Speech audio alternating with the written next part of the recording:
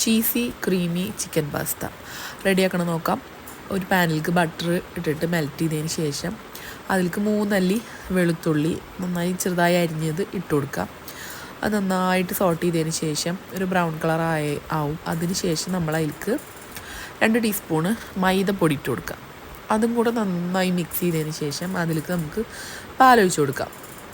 പാലൊഴിച്ചിട്ട് നന്നായി മിക്സ് ചെയ്യുക. ഇതിനോടൊപ്പം തന്നെ തൊട്ടപ്പുറത്ത് നമ്മൾ പാസ്ത വെള്ളത്തിൽ ബോയിൽ ചെയ്യാൻ വേണ്ടി ഇട്ടിട്ടുണ്ട്. ഉപ്പും ഓയിലും കൂടി ഒഴിച്ചിട്ട് നന്നായി ബോയിൽ ചെയ്യാൻ വേണ്ടി വെച്ചിട്ടുണ്ട്.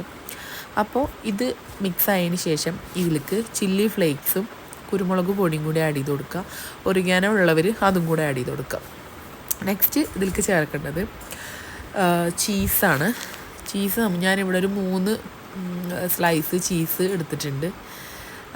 അതും കൂടി ആഡ് ചെയ്ത് കൊടുക്കുക. എന്നിട്ട് നന്നായി മിക്സ് ചെയ്യാം. മിക്സ് ചെയ്തതിന് ശേഷം നമ്മൾ ഇതിലേക്ക് വേവിച്ച് വെച്ചിട്ടുള്ള പാസ്ത നമുക്ക് ഇതിലേക്ക് മിക്സ് ചെയ്ത് കൊടുക്കാം. ഇതിനോടൊപ്പം തന്നെ ഞാൻ ചിക്കൻ ചെറുതാക്കി അരിഞ്ഞ് ഫ്രൈ ചെയ്യാൻ വേണ്ടി വെച്ചിട്ടുണ്ടായിരുന്നു. അപ്പോൾ നമ്മൾ പാസ്ത ആഡ് ചെയ്ത് കൊടുത്ത് പാസ്തേൻ്റെ കൂടെ തന്നെ നമുക്ക് ചിക്കനും കൂടെ ആഡ് ചെയ്ത് കൊടുക്കാം.